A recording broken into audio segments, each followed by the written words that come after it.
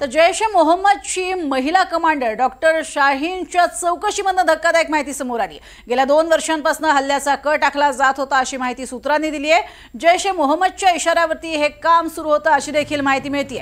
Doctor Shaheen ही गेल्या 2 वर्षांपासून स्फोटकं गोळा करत होती।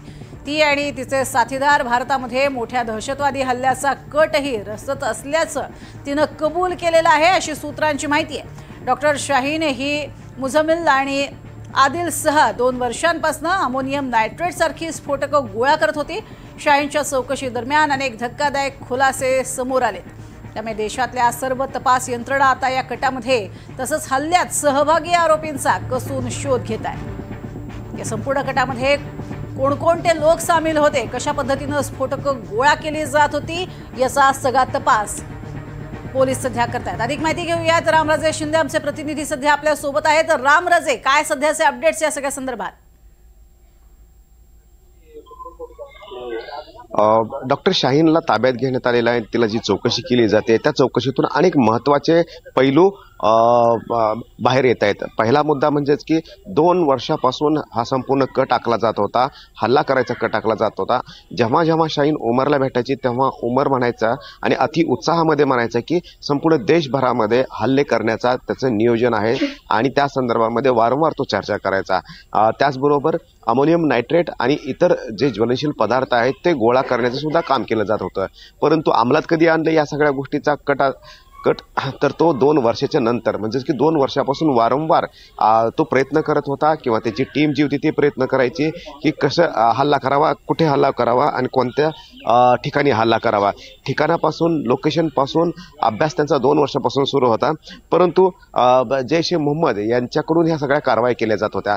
या सगळ्या 2 वर्षापासून हे संपूर्ण प्लॅनिंग चालू होतं, परंतु का नव्हतं तर त्यांची कम्युनिकेशनची सिस्टीम, कम्युनिकेशन ते एका मोबाईलनं इतर कम्युनिकेशन करायचे आणि दुसरं कम्युनिकेशन सिस्टीम कोणती होती ते पाहावे लागणार आहे, कारण त्या माध्यमातून ते संवाद करायचे। मग ते टेलिग्राम होतं का इतर कोणते ॲप होते की त्याच्या माध्यमातून कम्युनिकेशन करत होते, किंवा जे की नेटवर्क सापडणार नाही किंवा तपास यंत्रणेला कोणतेही आपली हालचाल कळणार नाही अशा प्रकारचं कम्युनिकेशन सिस्टीम ते वापरत होते। ते सिस्टीम काय होते हे सुद्धा बघावं लागणार आहे, कारण आतापर्यंत उमरचे जेवढे सीसीटीव्ही फुटेज आलेले आहेत तर त्यामध्ये त्याचा चेहरा दिसतोय परंतु मोबाईलवर बोलताना कुठेही दिसत नाहीये आणि शेवटचं लोकेशन, शेवटचा मोबाईल तो जो ऍक्टिव्ह होता ते स्फोटापर्यंतचा कालावधी जो आहे ना तो मोठा कालावधी आहे। त्यामुळे मग तो मोबाईल वापरत नव्हता तर नेमकं काय वापरत होता, असे अनेक प्रश्न आहेत। आणि डॉक्टर शाहीन जिला ताब्यात घेतलेला, अटक केलेल्या आहे, चौकशीमध्ये तिच्याकडून आणखीन माहिती मिळवण्याचा प्रयत्न केला जातोय आणि नेमकं दिल्लीशिवाय आणखीन कोणत्या ठिकाणी हे हल्ले केले जाणार होते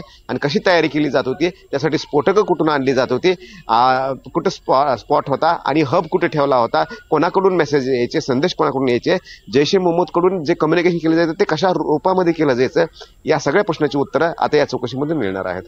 नक्कीच।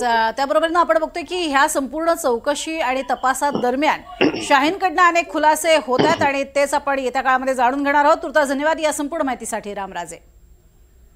तर फरीदाबादमध्ये अटक झालेल्या डॉक्टर शाहीनचं महाराष्ट्र कनेक्शन समोर आलंय। शाहीननं महाराष्ट्रातल्या तरुणाशी लग्न केलेलं होतं अशी माहिती मिळते। शाहीननं लग्न केलेल्या या तरुणासोबत 2015 साली तिनं घटस्फोट घेतला। जफर हयात या तरुणाशी तिनं लग्न केलं होतं। दरम्यान शाहीनचं महाराष्ट्र कनेक्शन समोर आले आणि त्यानंतर महाराष्ट्र पोलीस अलर्ट मोडवर आलेले आहेत। डॉक्टर शाहीनचा भाऊ डॉक्टर परवेज याची देखील आता चौकशी सुरू करण्यात आली आहे। या संपूर्ण स्फोटा प्रकरणामध्ये अनेक महत्त्वाचे धागे दोरे हाती लागू लागलेले आहेत। एनआयएकडनं सुद्धा तपास अतिशय कसोशीनं आता सुरू होतोय।